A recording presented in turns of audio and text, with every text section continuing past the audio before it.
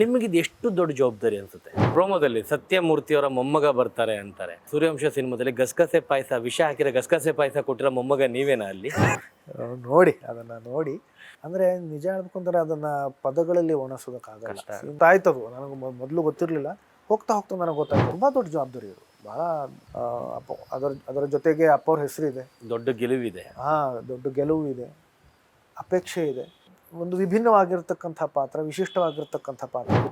ಎಲ್ಲ ಒಂದು ಕಡೆ ನಮಗೆ ಇದೊಂದು ಸಿನಿಮಾ, ಈ ಪಾತ್ರ ನಾನು ರೀಕ್ರಿಯೇಟ್ ಮಾಡಬೇಕಿತ್ತು ಅಂತ ಎಲ್ಲಾದರೂ ಅನಿಸಿತ್ತು? ಒಂದು ಕಡೆ ಬೆಳೆದಾದ್ಮೇಲೆ ನಿಮಗೆ ಬೆಳೆದಿದ್ದೀನಲ್ಲ, ಹಿಂಗೇನು ಮಾಡಿದ್ರು ಓಕೆ. ಕಷ್ಟಪಟ್ಟು ತಗೊಂಡಿರೋ ಚಿನ್ನನ ಕಡಿಮೆ ಬೆಲೆಗೆ ಮಾರೋಕ್ಕಾಗತ್ತಾ? ಒಳ್ಳೆ ಬೆಲೆ ಸಿಗೋ ಕಡೆ ಮಾರ್ಬೇಕು. ಇಷ್ಟು ಕಡಿಮೆ ಚಿನ್ನಕ್ಕೆ ಅಧಿಕ ಬೆಲೆ ಕೊಡೋದು ಅಭಯ ಗೋಲ್ಡ್ ಬಯರ್ಸ್ ಮಾತ್ರ. ಹಾಯ್, ಹಲೋ, ನಮಸ್ತೆ, ನಮಸ್ಕಾರ ಸ್ನೇಹಿತರೆ. ನೀವು ನೋಡ್ತಾ ಇದ್ದೀರಾ ಸ್ಪೀಡ್ ಪ್ಲಸ್ ಕರ್ನಾಟಕ. ನಾನು ನಿಮ್ಮ ಸಂದೀಪ್. ಸೂರ್ಯವಂಶ ಸಿನಿಮಾ ಯಾರಿಗೆ ಗೊತ್ತಿಲ್ಲ ಹೇಳಿ? ಕನ್ನಡಿಗರು ಅದು ಎಷ್ಟೋ ಬಾರಿ ನೋಡ್ಬಿಟ್ಟಿದ್ದಾರೆ. ಡಾಕ್ಟರ್ ವಿಷ್ಣುವರ್ಧನ್ ಅವರು ದ್ವಿಪಾತ್ರದಲ್ಲಿ ಮಾಡಿರೋದು, ಎಸ್ ನಾರಾಯಣ ಅವರು ನಿರ್ದೇಶನ ಮಾಡಿರೋದು. ಈಗಲೂ ಕೂಡ ಟಿ ವಿಲಿ ಹಾಕಿದ್ರು ಪದೇ ಪದೇ ಒಂದು ಚೂರು ಕಣ್ಣು ಮಿಟುಕಿಸ್ತಾ ನೋಡ್ತಾರೆ ಸಿನಿಮಾನ. ಯಾಕಂದರೆ ಅಷ್ಟು ಅದ್ಭುತ ಸಿನಿಮಾ. ಸಾಕಷ್ಟು ವರ್ಷಗಳ ನಂತರ ಅದೇ ಹೆಸರಲ್ಲಿ ಸೂರ್ಯವಂಶ ಈಗ ಮತ್ತೆ ಕಿರುತೆರೆಯಲ್ಲಿ ಬರ್ತಾ ಇದೆ. ಆದರೆ ಈ ಬಾರಿ ಸೂರ್ಯವಂಶದ ಸತ್ಯಮೂರ್ತಿಯವರ ಮೊಮ್ಮಗ ಬರ್ತಾ ಇದ್ದಾರೆ, ಕಥೆಯ ಮೊಮ್ಮಗ. ಸೊ ಅವರು ನಮ್ಮ ಜೊತೆಲೇ ಇದ್ದಾರೆ. ಅನಿರುದ್ಧ್ ಸರ್, ಹೇಗಿದ್ದೀರಾ? ದೇವರ ಅನುಗ್ರಹ, ಚೆನ್ನಾಗಿದ್ದೀನಿ. And welcome back again. Thank you. Second welcome ನಿಮಗೆ. Thank you. ಆ್ಯಂಡ್ ಟ್ರೈಲರ್ ನೋಡಿದೆ, ನನಗೆ ತುಂಬ ಖುಷಿ ಆಯಿತು. ಸೂರ್ಯವಂಶದ ಕುಡಿ ಸತ್ಯಮೂರ್ತಿಯವರ ಮೊಮ್ಮಗ ಬಂದಾಗ ಯಾವುದೋ ಒಂದು ಮಾಸ್ ಕಮರ್ಷಿಯಲ್ ಸಿನಿಮಾ ನೋಡ್ದಂಗೆ ಆಯಿತು ನನಗೆ ಆ ಟ್ರೈಲರ್. ಥ್ಯಾಂಕ್ ಯು, ಭಾಳ ಸಂತೋಷ. ಎಸ್ ಸರ್, ಹೇಳಿ. ಸೂರ್ಯವಂಶ ಭಾಳ ಸಂತೋಷ ಇದೆ ನನಗೆ. ಒಂದು ಅಪ್ಪವ್ರ ಸಿನಿಮಾ ಶೀರ್ಷಿಕೆ ಅದು. ಹಾಗಾಗಿ ಒಂದು ಪರಂಪರೆ, ಅಪ್ಪವ್ರ ಹೆಸರು, ಒಂದಿಷ್ಟು ಜವಾಬ್ದಾರಿಗಳು, ಬಹಳಷ್ಟು ಅಪೇಕ್ಷೆ, ಇದರ ಮಧ್ಯೆ ನಾವು ಈ ಒಂದು ಧಾರಾವಾಹಿಯನ್ನು ಮಾಡ್ತಾಯಿದ್ವಿ. ಉದಯವಾಹಿನಿಯವರು ತುಂಬ ಅದನ್ನು ಛಲದಿಂದ ಮಾಡ್ತಾಯಿದ್ದಾರೆ. ಈಗ ನೀವು ಪ್ರೋಮೋ ವಿಷಯದ ಬಗ್ಗೆ ಏನು ಹೇಳಿದ್ರಿ, ಹೌದು, ಅದು ಕೂಡ ಅಂದರೆ ಸಾಕಷ್ಟು ಜನ ನನಗೆ ಹೇಳಿದ್ದು ಏನು ಅಂತಂದರೆ, ಧಾರಾವಾಹಿ ಕ್ಷೇತ್ರದಲ್ಲೇ ಈ ರೀತಿಯ ಒಂದು ಪ್ರೋಮೋ ನಾವು ನೋಡಿಲ್ಲ ಅಂತ. ಇದು ಸಿನಿಮಾ ಥರ ಇದೆ ಅಂತಲೇ ನನಗೆ ಸಾಕಷ್ಟು ಜನ. ಈಗ ಸೀರಿಯಲ್ಗೆ ಆ ಪ್ಯಾಟರ್ನ್ ಜಾಸ್ತಿ ಯೂಸ್ ಮಾಡಲ್ಲ. ಹೌದು, ಸಿನಿಮಾ ಥರನೇ ಇದೆ ಅಂತ ನನಗೆ ನಮ್ಮ ಕನ್ನಡಿಗರು, ಅದರ ಜೊತೆಗೆ ಬೇರೆ ಭಾಷೆಯ ಜನಗಳು ಹೇಳಿದ್ರು. ನಮ್ಮ ದಕ್ಷಿಣ ಭಾರತ, ಉತ್ತರ ಭಾರತದ ಜನ ಕೂಡ ಹೇಳಿದ್ರು. ಬೇರೆ ದೇಶದ ಕೆಲವು ಅಭಿಮಾನಿಗಳಿದ್ದಾರೆ, ಅವರು ಕೂಡ ಹೇಳಿದ್ರು. ಅಂದರೆ ಬೇರೆ ಭಾಷೆಯ ಸಿನಿಮಾಗಳು ನೋಡುವಂಥ ಜನಗಳು ಕೂಡ, ಅಂದರೆ ನಮ್ಮ ಭಾರತೀಯ ಭಾಷೆ ಬಿಟ್ಟು ಅವರು ಕೂಡ ಧಾರಾವಾಹಿಗಳನ್ನು ನೋಡಿದಾಗ ಈ ಒಂದು ಪ್ರೋಮೋ ನೋಡಿದ್ಮೇಲೆ ಅವರು ಅಂದ್ಕೊಂಡಿದ್ದು ಸಿನಿಮಾ ಥರನೇ ಇದೆ ಅಂತ. ಇದು ನಿಜಕ್ಕೂ ಬಹಳ ಸಂತೋಷ. ರವಿ ತೇಜ ಅಂತ ನಮ್ಮ ನಿರ್ದೇಶಕರು, ಅವರು ಈ ಪ್ರೋಮೋನ ನಿರ್ದೇಶನ ಮಾಡಿದ್ರು. ಓಕೆ. ಆಮೇಲೆ ಆಕ್ಟರ್ ಕೂಡ ರವಿ ತೇಜ. ಹೌದು ಹೌದು. ಆಮೇಲೆ ವಿನೋದ್ ಅಂತ ಅವರು ಫೈಟ್ ಮಾಸ್ಟರು, ಅವರು ಅದನ್ನು ಫೈಟ್ ಮಾಡಿದ್ರು. ಆಮೇಲೆ ಆಫ್ಕೋರ್ಸ್ ಇದು ಉದಯವಾಹಿನಿಯವ್ರದ್ದು ಶ್ರೀರಕ್ಷೆ. ಯಾಕಂದರೆ ಇದು ಬಹುಶಃ ಒಂದು 55 ಸೆಕೆಂಡ್ದು ಏನೋ ಇರ್ಬೋದು ಇದು ಪ್ರೋಮೋ, ಆದರೆ ಅದಕ್ಕೆ ಸಾಕಷ್ಟು ಖರ್ಚು ಮಾಡಿದ್ದಾರೆ ಅವರು. ಹೌದು, ನೋಡಿದ್ರೆ ಗೊತ್ತಾಗುತ್ತೆ. ಯಾಕಂದರೆ ಆ ಒಂದು ಛಲ, ನಾವು ಇದನ್ನು ಚೆನ್ನಾಗಿ ಮಾಡಬೇಕು. ಜೊತೆಗೆ ಆ ಒಂದು ಶೀರ್ಷಿಕೆಗೆ ಅಪ್ಪವ್ರಿಗೆ ಕೊಡುವಂಥ ಒಂದು ಗೌರವ. ಅಂದರೆ ಇದು ಈ ಸೂರ್ಯವಂಶ ಅಂತ ಇಡತ್ತು ಯಾರ ಐಡಿಯಾ ಸರ್? ಇದು ಉದಯವಾಹಿನಿ ಅವ್ರದ್ದೇ.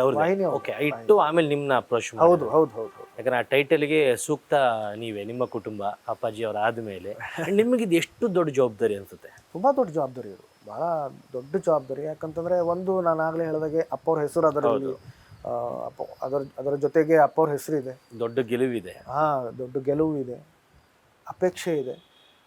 ನನ್ನ ಹಿಂದಿನ ಧಾರಾವಾಹಿ ಆದ ಮೇಲೆ, ಜೊತೆಲಿ ಆದ ಮೇಲೆ ಈಗ ಇದು ಒಂದು ಹೊಸ ಪ್ರಾರಂಭ. ಹಾಗಾಗಿ ಸಾಕಷ್ಟು ಅಪೇಕ್ಷೆ ಇದೆ, ಜವಾಬ್ದಾರಿ ಇದೆ, ಅಪೇಕ್ಷೆ ಇದೆ. ಅದರ ಒತ್ತಡ ಇಲ್ಲ, ಒತ್ತಡ ಇಟ್ಕೊಳ್ಳಬಾರ್ದು. ನಾನು ಶ್ರದ್ಧೆಯಿಂದ ನನ್ನ ಕೆಲಸನ ನಾನು ಮಾಡ್ಕೊಂಡು ಹೋಗ್ತಾ ಇರಬೇಕು, ಮಾಡ್ತಾನೂ ಇದ್ದೀನಿ. ಶಕ್ತಿ ಆ ಭಗವಂತ ಕೊಡ್ತಾನೆ. ಆ ಭಗವಂತನ ಸ್ವರೂಪ ಆಗಿರ್ತಕ್ಕಂಥ ಜನಗಳು, ತಾವು ಕೊಡ್ತೀರಾ. ಆ್ಯಂಡ್ ಪ್ರೋಮೋದಲ್ಲಿ ಸತ್ಯಮೂರ್ತಿಯವರ ಮೊಮ್ಮಗ ಬರ್ತಾರೆ ಅಂತಾರೆ. ಆ ಸತ್ಯಮೂರ್ತಿಯವರ ಸೂರ್ಯವಂಶ ಸಿನಿಮಾದಲ್ಲಿ ಗಸಗಸೆ ಪಾಯಸ, ವಿಷ ಹಾಕಿರೋ ಗಸಗಸೆ ಪಾಯಸ ಕೊಟ್ಟಿರೋ ಮೊಮ್ಮಗ ನೀವೇನಾ ಅಲ್ಲಿ? ನೋಡಿ ಅದನ್ನು ನೋಡಿ.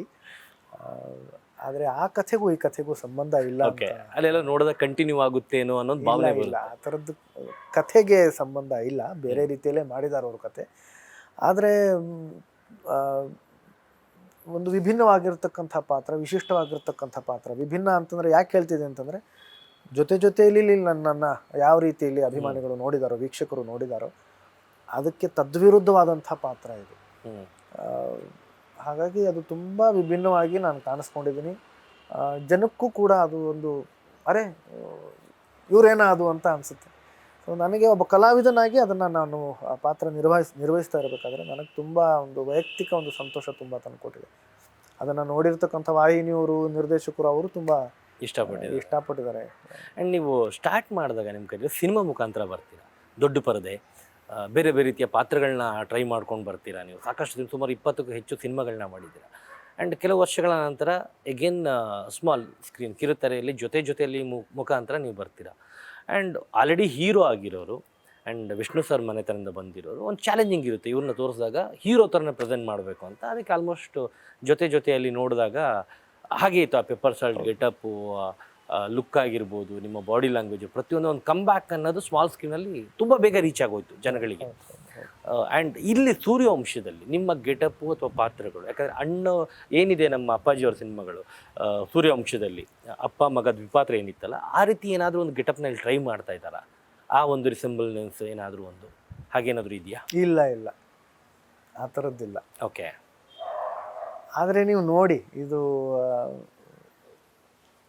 ನಿಮ್ಗೆ ತುಂಬ ಮಜಾ ಕೊಡುತ್ತಿದ್ದು. ಓಕೆ. ಇದು ಅಂದರೆ ನಾನು ಆಗಲೇ ಹೇಳಿದ್ನಲ್ಲ, ಬೇರೆ ಬೇರೆ ಆಯಾಮಗಳು ನನಗಿದೆ ಅಂತ. ಅದು ನಿಮಗೇ ಗೊತ್ತಾಗ್ತಾ ಹೋಗುತ್ತೆ ಇದರಲ್ಲಿ ಏನೇನು ಯಾವ್ಯಾವ ರೀತಿಯಲ್ಲಿ ಆಯಾಮಗಳು ನಾನು ಏನು ಹೇಳ್ತಾ ಇದ್ದೀನೋ ಅದು ನೀವು ನೋಡಿದ್ಮೇಲೆ ನಿಮ್ಗೆ ಗೊತ್ತಾಗುತ್ತೆ. ಈಗ ನಾನು ಹೇಳೋದಕ್ಕಿಂತ ನೀವು ಅದನ್ನು ನೋಡಿ ಖಂಡಿತವಾಗ್ಲೂ ಅದನ್ನು ನೀವು ಇಷ್ಟಪಡ್ತೀರಿ. ಆ್ಯಂಡ್ ನೆನಪುಗಳು ಅಂತಂದರೆ ಆ ಸೂರ್ಯವಂಶ ಸಿನಿಮಾ ರಿಲೀಸ್ ಆದಾಗ ಅಥವಾ ಅದು ನಡೀತಾ ಇರ್ಬೇಕಾರೆ ಆವಾಗಿಂದ ಯಾವ್ದಾದ್ರು ನೆನಪುಗಳಿದಾವ ನಿಮ್ಮದು ಆ ಟೈಮಲ್ಲಿ? ಆವಾಗ ನಂದು ಇನ್ನೂ ಓಕೆ. ಯಾಕಂದ್ರೆ 1999. ಹೌದು. ನಾನು ಅಪ್ಪ ಅವ್ರನ್ನ ಭೇಟಿ ಮಾಡಿದ್ದು 2001ರಲ್ಲಿ ನಮ್ಮ ಎಂಗೇಜ್ಮೆಂಟ್ ಆಗಿತ್ತು, ನಿಶ್ಚಿತಾರ್ಥ ಆಗಿತ್ತು. ಇದು ಆವಾಗ ಏನು ಸಂಬಂಧನೇ ಇರಲಿಲ್ಲ ನಮಗೆ. ಬಟ್ ನೀವೆಲ್ಲ ಒಂದು ಕೂಡ ಸಿನಿಮಾಗಳು ಥಿಯೇಟರ್ ವಿಷ್ಣುವರ್ಧನ್ ಅವ್ರ ಸಿನಿಮಾ ಅಂತಂದ್ರೆ ಏನು, ಅದು ಒಂದು ದೊಡ್ಡ ಹಬ್ಬನೇ. ಅದು ಅವ್ರದ್ದು ಆ ಬಿಡುಗಡೆ ಆಗಿದೆ ಅಂತಂದ್ರೆ ದೊಡ್ಡ ಹಬ್ಬನೇ ಅದು. ಆಮೇಲೆ ಆ ಸಿನಿಮಾ ಅಂತೂ ವಿಶೇಷವಾಗಿ ಅದು ಒಂದು ದೊಡ್ಡ ಮೈಲುಗಲ್ಲು, ತುಂಬ ದೊಡ್ಡ ಹಿಟ್ ಸಿನಿಮಾ. ಇವತ್ತು ಸಿನಿಮಾ ಟಿವಿಯಲ್ಲಿ ಬರ್ತಾನೆ ಇರುತ್ತೆ, ಅದು ನೋಡ್ತಾನೆ ಇರ್ತೀವಿ. ಅದನ್ನ ಎಷ್ಟು ಸಲ ನೋಡಿದ್ರು, ಅದಾಗಿರ್ಬೋದು, ಯಜಮಾನ ಆಗಿರ್ಬೋದು, ಸಿಂಹಾದ್ರಿ ಸಿನಿಮಾ, ಎಷ್ಟೋ ಸಿನಿಮಾಗಳು ಅದನ್ನ ನೋಡ್ತಾನೆ ಇರ್ತೀವಿ. ಆಮೇಲೆ ಆ ಸಿನಿಮಾಗಳೇ ಅದು ಆ ಒಂದು ಏರಾನೇ ಬೇರೆ ಆಗಿತ್ತು. ಅಂದ್ರೆ ನಾವು ಆಗಲೇ ಫ್ಯಾಮಿಲಿಗಳು ಥಿಯೇಟ್ರಿಗೆ ಬರ್ತಾ ಇದ್ರು, ಇಡೀ ಫ್ಯಾಮಿಲಿನೇ ಸಿನಿಮಾ ನೋಡ್ತಾ ಇದ್ರು, ಇಡೀ ಕುಟುಂಬ ಸಮೇತ ಬಂದು ನೋಡ್ತಾ ಇದ್ರು. ಸೊ ಆ ಥರದ್ದು ಸಿನಿಮಾ ಅದು. ಹಾಗಾಗಿ ಅದರದ್ದೇ ಆದಂಥ ಒಂದು ಪರಂಪರೆ ಇದೆ. ಹೌದು. ಅಂದರೆ ಅದು ಒಂದು ಕೌಟುಂಬಿಕ ಸಿನಿಮಾ ಏನಾಗಿತ್ತಲ್ಲ, ಇಡೀ ಕುಟುಂಬ ಕೂತ್ಕೊಂಡು ನೋಡುವಂಥದ್ದು, ಅದೇ ಥರದ್ದು ಇಲ್ಲೂ ಕೂಡ ಇದೆ. ಆ ಸಂಬಂಧಗಳು, ಆ ರೀತಿಯ ಸಂಬಂಧಗಳು, ಜನಕ್ಕೆ ಹತ್ತಿರ ಆಗುವಂಥ ಒಂದು ಕಥೆ, ಪಾತ್ರಗಳು, ಅದೆಲ್ಲವೂ ಇದರಲ್ಲೂ ಇದೆ. ಆ್ಯಂಡ್ ನೀವು ಅವ್ರ ಸಿನಿಮಾಗಳನ್ನ ನೋಡ್ಕೊಂಡು ಬೆಳ್ಕೊಂಬಂದಂಥವ್ರೆಲ್ಲ ಫಸ್ಟ್ ಟೈಮ್ ಮೀಟ್ ಮಾಡಿದಾಗ ನಿಮಗೆ ಹೇಗನ್ಸಿತ್ತು? ಆಸ್ಟ್ರಕ್ ಅಂತಾರಲ್ಲ, ಆ ಥರ. ಅಂದರೆ ನಿಜ ಹೇಳ್ಬೇಕಂದ್ರೆ ಅದನ್ನು ಪದಗಳಲ್ಲಿ ಒಣಸೋದಕ್ಕಾಗಲ್ಲ. ನಾವು ತೆರೆ ಮೇಲೆ ನೋಡಿರ್ತೀವಿ ಅವರನ್ನು, ಎದುರುಗಡೆನೇ ನೋಡೋ ಒಂದು ಅದೃಷ್ಟ ಅದು ನನಗೆ ಗೊತ್ತಿತ್ತು. ನಾನು ಹೈವದನ ಅಂತ ನಾಟಕದಲ್ಲಿ ನಾನು ಅಭಿನಯಿಸ್ತಾ ಇದ್ದೆ. ಅದು ಅವರ ಅಣ್ಣನೇ ಅದನ್ನು ನಿರ್ದೇಶನ ಮಾಡ್ತಾಯಿದ್ರು. ನಮಗೆ ಗೊತ್ತಿತ್ತು ಅವ್ರ ಅಣ್ಣ ಅಂತ ನಮಗೆ ಗೊತ್ತಾಯ್ತದು. ನನಗೆ ಮೊದಲು ಗೊತ್ತಿರಲಿಲ್ಲ, ಹೋಗ್ತಾ ನನಗೆ ಗೊತ್ತಾಯ್ತು ಅವ್ರ ಅಣ್ಣ ಅಂತ. ಅದು ಆ್ಯಕ್ಚುಲಿ ಅವರೇ ಅದನ್ನು ಪ್ರೊಡ್ಯೂಸ್ ಕೂಡ ಮಾಡಿದರು, ಅದು ನಮಗೆ ಗೊತ್ತಿರಲಿಲ್ಲ. ಅದು ಕೂಡ ಆಮೇಲೆ ಗೊತ್ತಾಯ್ತು ನನಗೆ. ಅವರು ನಾಟಕ ನೋಡೋಕೆ ಬರ್ತಾರೆ ಅಂತ ನಮಗೆ ಹಿಂದಿನ ದಿನ ಗೊತ್ತಾಯ್ತು, ನಮ್ಗೆ ಅದು ಗೊತ್ತಿರಲಿಲ್ಲ.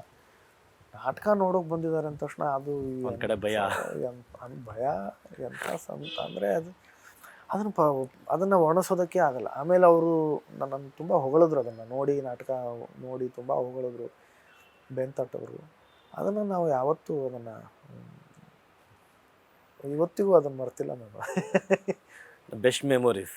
ಆ್ಯಂಡ್ ನಿಮಗೆ ಸಿನಿಮಾಗಳಲ್ಲಿ ಈಗ ವಿಷ್ಣು ಸರ್ ಅವರ ಸಾಕಷ್ಟು ಸಿನಿಮಾಗಳು ನೋಡಿದಾಗ ಎಲ್ಲೋ ಒಂದು ಕಡೆ ನಮಗೆ ಇದೊಂದು ಸಿನಿಮಾ ಈ ಪಾತ್ರ ನಾನು ರೀಕ್ರಿಯೇಟ್ ಮಾಡಬೇಕಿತ್ತು ಅಂತ ಎಲ್ಲಾದರೂ ಅನಿಸಿತ್ತಾ ಅವ್ರ ಸಿನಿಮಾ ಅವ್ರ ಸಿನಿಮಾಗಳನ್ನ ಪ್ರಯತ್ನ ಪಡಬೇಕು ನಾನು ಛೆ ಅವ್ರ ಸಿನಿಮಾ ನೋಡ್ಬೇಕು ನಾವು ಅಷ್ಟೇ ನೋಡ್ಬೇಕು ನಾವು ಅಷ್ಟೇ 100% ಯಾರು ಮ್ಯಾಚ್ ಮಾಡೋಕ್ಕಾಗಲ್ಲ there is no replacement one and only cinema ಅದು ಅವ್ರ ಸಿನಿಮಾಗಳನ್ನ ನೋಡ್ಬೇಕು. ಹೌದು. ಬಟ್ ನೋಡಿ ಕೂತ್ಕೊಂಡು ಕಲಿಬೇಕು ನಾವು ಅಷ್ಟೇ. ಓಕೆ ಅವ್ರು ನೋಡ್ತಾ ಇರಬೇಕು, ಕಲಿಬೇಕು. ಒಬ್ಬ ಅಂದರೆ ಒಂದು ಪಾತ್ರನ ಯಾವ ರೀತಿಯಲ್ಲಿ ನಿರ್ವಹಿಸಿದ್ದಾರೆ ಅದನ್ನು ಕಲಿಬೇಕು. ಒಂದು ಎರಡನೇದಾಗಿ ಅದರ ಹಿಂದೆ ಅವರು ಮಾಡೋ ತಯಾರಿ ಏನಿರ್ತಾ ಇತ್ತಲ್ಲ, ಒಂದಿಷ್ಟು ಸಿನಿಮಾಗಳದ್ದು ನಾನು ನೋಡಿದ್ದೀನಿ, ಒಂದಿಷ್ಟು ತಯಾರಿಗಳು ಓಕೆ ಅವ್ರು ಮಾಡ್ತಿರೋದನ್ನು ನೋಡಿದ್ದೀನಿ, ಅದಕ್ಕೋಸ್ಕರ ಪಟ್ಟಿರೋ ಶ್ರಮ ಅದನ್ನು ನಾನು ನೋಡಿದ್ದೀನಿ. ಆದರೆ ಫ್ಯೂ ಇನ್ಸಿಡೆಂಟ್ ಹೇಳ್ಬೋದಾ? ಇಲ್ಲ, ಈಗ ನೀವು ಸಿಂಹಾದ್ರಿ ಸಿಂಹ ತಗೊಳ್ಳಿ, ಅದರಲ್ಲಿ ಆ ಗೆಟಪ್ಸ್ಗಳು ಆಗಿರ್ಬೋದು, 3 ಪಾತ್ರಗಳು ಬರ್ತವೆ, 3 ವಿಭಿನ್ನವಾಗಿ ಪಾತ್ರಗಳು ಕಾಣಿಸ್ಕೊಳ್ತಾರೆ ನಿಮಗೆ. ಒಬ್ಬರೇ ವ್ಯಕ್ತಿ ಮಾಡಿದ್ರು ಕೂಡ 3 ಬೇರೆ ಬೇರೆ ಕಾಣಿಸ್ತವೆ. ಆ ತಂದೆ ಪಾತ್ರ ಅಂತೂ ನಿಮ್ಗೆ ಗೊತ್ತೇ ಆಗಲ್ಲ. ಅವ್ರ ಮಾವನವರೇ ಅಂದರೆ ಭಾರತೀಯಮ್ಮ ಅವ್ರ ತಂದೆಯವರು ಆ ಸಿನಿಮಾ ನೋಡಿದಾಗ ಆ ವ್ಯಕ್ತಿ ಯಾರು, ಅವ್ರು ತುಂಬ ಚೆನ್ನಾಗಿ ಮಾಡಿದ್ದಾರೆ ಅಂತ ಹೇಳಿದ್ದಾರೆ. ಅವರು ವಯಸ್ಸಾಗಿತ್ತು ಅವ್ರಿಗೆ, ಆದರೆ ಅವ್ರಿಗೆ ಗುರ್ತೇ ಹಿಡಿದಿಲ್ಲ, ಅವ್ರು ನಮ್ಮ ಅಳಿಯ ಅಂತ ಗೊತ್ತೇ ಆಗಲಿಲ್ಲ ಅವ್ರಿಗೆ. ಅಂದರೆ ಅಷ್ಟು ವ್ಯತ್ಯಾಸ ಇತ್ತು ಆ ಪಾತ್ರಕ್ಕೂ ಬೇರೆ ಪಾತ್ರಕ್ಕೂ. ಅದಕ್ಕೋಸ್ಕರ ಅವ್ರು ಪಟ್ಟಿರೋ ಶ್ರಮ ಏನು, ಅದಕ್ಕೋಸ್ಕರ ಅವರು ಧ್ವನಿ ಯಾವ ರೀತಿಲಿ ಬದಲಾಯಿಸ್ಕೊಂಡ್ರು, ಕಾಸ್ಟ್ಯೂಮ್ ಬಗ್ಗೆ ಅಂತಂದರೆ ವಸ್ತ್ರ ವಿನ್ಯಾಸದ ಬಗ್ಗೆ ಅವರು ತಲೆ ಕೆಡಿಸ್ಕೊತಾ ಇದ್ರು, ಯಾವ ರೀತಿಲಿ ಇರಬೇಕು ಪ್ರತಿ ಪಾತ್ರದ ಬಗ್ಗೆನೂ, ಇದಕ್ಕೆ ಯಾವ ರೀತಿಲಿ ಇರಬೇಕು, ಕೀರ್ತಿಯವ್ರ ಜೊತೆಲಿ ಚರ್ಚೆ ಮಾಡ್ತಾಯಿದ್ರು ಯಾವ ರೀತಿಲಿ ಇರಬೇಕು. ಅಂದರೆ ನೀವು ಅಷ್ಟು ಬೆಳೆದಾದ ಮೇಲೂ ಕೂಡ ಒಂದು ಕಡೆ ಬೆಳೆದಾದ ಮೇಲೆ ನಿಮಗೆ ಬೆಳೆದಿದ್ದೀನಲ್ಲ ಹಿಂಗೇನು ಮಾಡಿದ್ರು ಓಕೆ ಅನ್ನೋರು ಕೆಲವರು ಇರ್ತಾರೆ. ಕೆಲವರು ಅದು ಜವಾಬ್ದಾರಿ ಅಂತ ತಗೊಳ್ತಾರೆ. ಹೌದು, ಬೆಳೆದಿದ್ದೀನಿ, ಜನ ನನ್ನನ್ನು ಬೆಳೆಸಿದ್ದಾರೆ ಅಂತಂದ್ರೆ ದೊಡ್ಡ ಜವಾಬ್ದಾರಿ, ಪ್ರತಿ ಪಾತ್ರ ನಾನು ಅಷ್ಟೇ ಜವಾಬ್ದಾರಿಯಿಂದ ಮಾಡಬೇಕು ಅನ್ನೋದು ನಾನು ಅವರಿಂದ ಕಲ್ತಿದ್ದೀನಿ, ಅವರನ್ನು ನೋಡಿ ಕಲ್ತಿದ್ದೀನಿ. ಅವ್ರು ಯಾವತ್ತೂ ನಾನು ವಿಷ್ಣುವರ್ಧನ್ ಅಂತ ಅವರು ಮನೆಯಲ್ಲಿ ಇರಲಿಲ್ಲ, ಅಥವಾ ಪಾತ್ರ ಮಾಡ್ತಿರ್ಬೇಕಾದ್ರೂ ಇರ್ತಿರ್ಲಿಲ್ಲ. ಸಿನಿಮಾ ಚಿತ್ರೀಕರಣದ ಸಂದರ್ಭದಲ್ಲೂ ಬೇರೆಯವ್ರ ಜೊತೆಲಿ ಆ ಥರ ಇರ್ತಿರ್ಲಿಲ್ಲ. ಅವರು ಒಬ್ಬ ಸಾಮಾನ್ಯ ಕಲಾವಿದ ಯಾವ ರೀತಿಲಿ ಇರಬೇಕು, ಎಷ್ಟು ನಿಷ್ಠೆಯಿಂದ ಇರಬೇಕು, ಶ್ರದ್ಧೆಯಿಂದ ಕೆಲಸ ಮಾಡಬೇಕು, ಅಷ್ಟು ಶ್ರದ್ಧೆಯಿಂದ, ನಿಜ ಹೇಳಬೇಕು ಅಂತಂದರೆ ಒಂದಿಷ್ಟು ಜಾಸ್ತಿನೇ ಶ್ರದ್ಧೆಯಿಂದ, ಜಾಸ್ತಿ ನಿಷ್ಠೆಯಿಂದ, ತುಂಬ ಪರಿಶ್ರಮ ಪಟ್ಟು ಅವರು ಮಾಡ್ತಾಯಿದ್ರು ಅದನ್ನು. ಆ್ಯಂಡ್ ಇವಾಗ ನಿಮಗೆ ಸರ್ ಸಿನಿಮಾಗಳು ನಿಮಗೇನು ಹೊಸತಲ್ಲ, ಸೀರಿಯಲ್ಲು ಇವಾಗ ಅಭ್ಯಾಸ ಆಗೋಗ್ಬಿಟ್ಟಿದೆ, ಮಾಡ್ತಾಯಿದ್ರು. ನಿಮಗೆ ಎರಡೂ ನೋಡಿದಾಗ ನಿಮಗೆ ಏನು ಡಿಫ್ರೆನ್ಸ್ ಏನು ಕಾಣಿಸುತ್ತೆ ನಿಮಗೆ ಆ್ಯಸ್ ಎ ಆ್ಯಕ್ಟರ್ ಆಗಿ ನೋಡಿದಾಗ? Speed plus Karnataka